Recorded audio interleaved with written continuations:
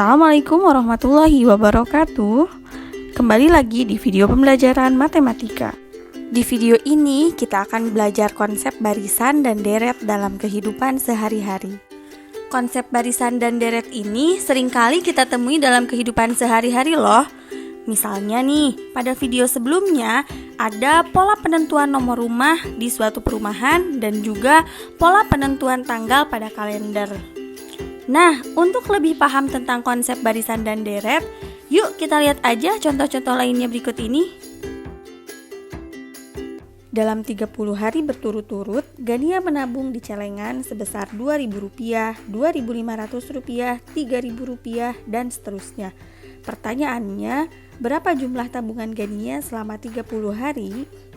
Berdasarkan informasi tersebut, berarti pada hari ke-1 Gania menabung sebesar Rp2.000. Hari kedua menabung Rp2.500, hari ketiga menabung Rp3.000, dan seterusnya sampai dengan 30 hari. Jika banyaknya uang yang Gania tabung kita susun, maka akan terbentuklah suatu barisan bilangan. Barisan bilangannya itu adalah 2.000, 2.500, 3.000, dan seterusnya. Nah, barisan tersebut memiliki selisih yang tetap, yaitu 500. Karena memiliki selisih yang tetap, maka barisan ini merupakan barisan aritmetika. Dengan suku pertamanya atau A adalah 2.000 dan beda atau selisih adalah 500. Ditanyakan jumlah tabungan Gania selama 30 hari atau S30. Karena yang ditanyakan S30, maka diketahui N-nya adalah 30. Untuk menentukan Sn pada barisan aritmetika, digunakan rumus ini. A-nya kita ganti jadi 2.000, B-nya kita ganti jadi 500, dan N-nya kita ganti jadi 30. Sehingga S30 itu adalah 30/2 dikali 2 kali 2.000 ditambah 500 dikali 30 dikurang 1. Maka diperoleh S30-nya itu adalah 277.500. Nah, jadi jumlah tabungan Gania selama 30 hari adalah Rp277.500. Di suatu ruang pertunjukan, baris paling depan tersedia 15 kursi. Baris di belakangnya selalu tersedia 3 kursi lebih banyak dari baris di depannya. Jika pada ruang itu tersedia 10 baris, berapa banyaknya kursi pada baris ke-10 dan berapa banyaknya kursi pada ruangan pertunjukan tersebut? Nah, berdasarkan informasi tersebut, ruang pertunjukan ini memiliki 15 kursi di barisan yang paling depan. Berarti di barisan kedua itu adalah 3 kursi lebih banyak dari barisan depan. Sehingga barisan kedua memiliki 15 ditambah 3, yaitu 18 kursi. Selanjutnya baris ketiga berarti 18 ditambah 3, yaitu 21 kursi.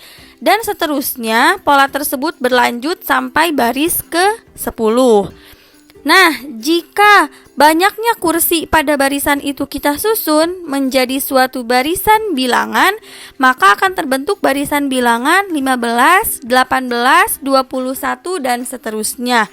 Barisan ini memiliki selisih yang tetap, yaitu 3, sehingga barisan ini merupakan barisan aritmetika dengan suku pertamanya atau A-nya yaitu 15, dan selisihnya adalah 3.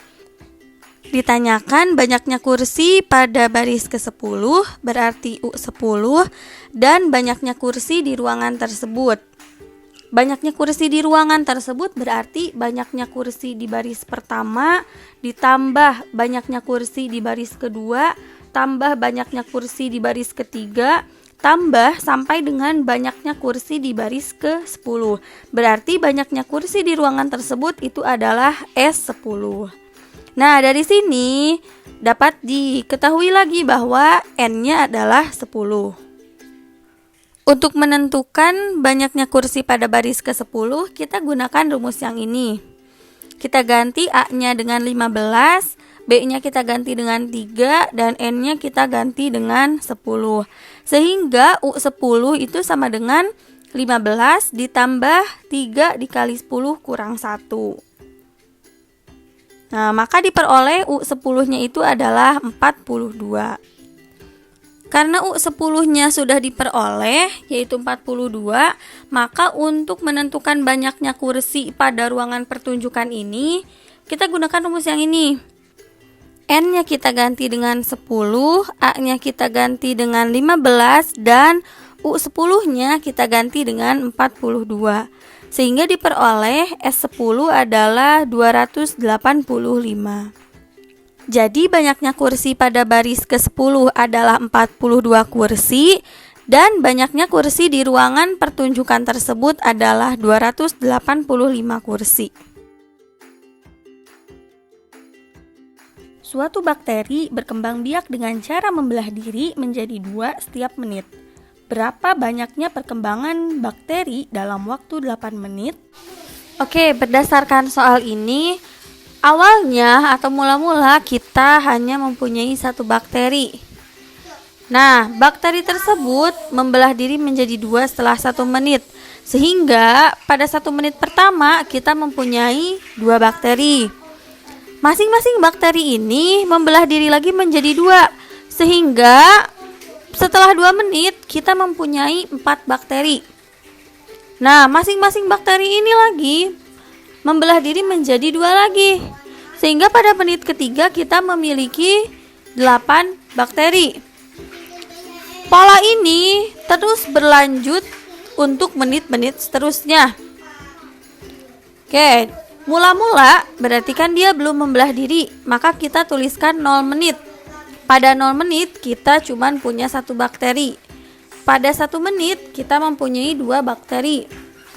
Setelah 2 menit kita mempunyai 4 bakteri. Setelah 3 menit kita mempunyai 8 bakteri.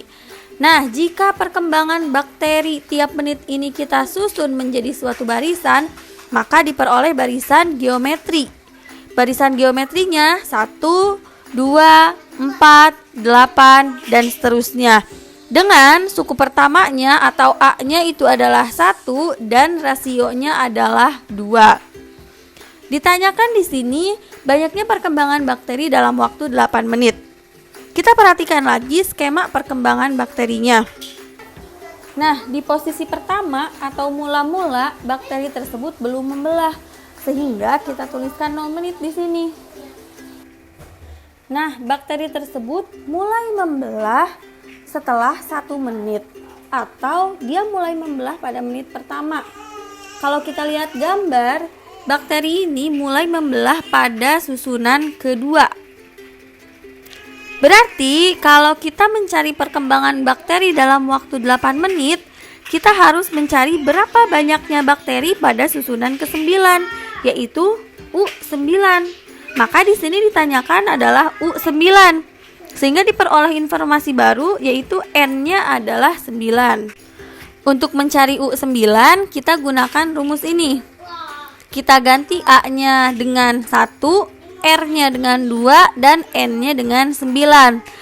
Sehingga diperoleh U9 ini adalah 256. Jadi banyaknya bakteri pada menit ke-8 adalah 256. Seutas tali dipotong menjadi 5 bagian.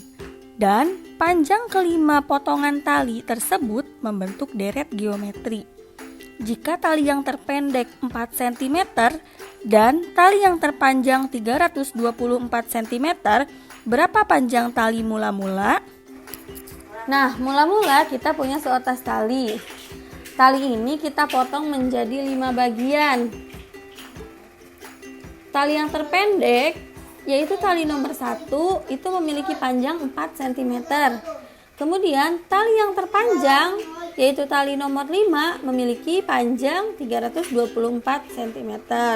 Maka di sini diketahui barisan geometri dengan U1-nya atau A-nya itu adalah 4 dan U5-nya, U5 ini adalah tali terpanjang ya, karena tadi talinya dibagi menjadi 5 bagian, berarti tali terpanjang ini ada pada susunan kelima, berarti U5 yaitu 324. Di sini ditanyakan adalah panjang tali mula-mula. Panjang tali mula-mula itu berarti kan U1 atau tali yang pertama tambah tali kedua tambah tali ketiga tambah tali keempat tambah tali kelima. U1 tambah U2 tambah U3 tambah U4 tambah U5 atau S5. Nah, dari sini kita peroleh lagi bahwa N-nya sama dengan 5 karena S5. Untuk mencari panjang tali mula-mula kita gunakan rumus ini. A-nya sudah diketahui dan N-nya juga sudah diketahui. Berarti yang belum diketahui adalah R atau rasio. Nah, pertama kita cari rasio dulu. Cari rasio menggunakan U5. U5 ini adalah A dikali R pangkat 4.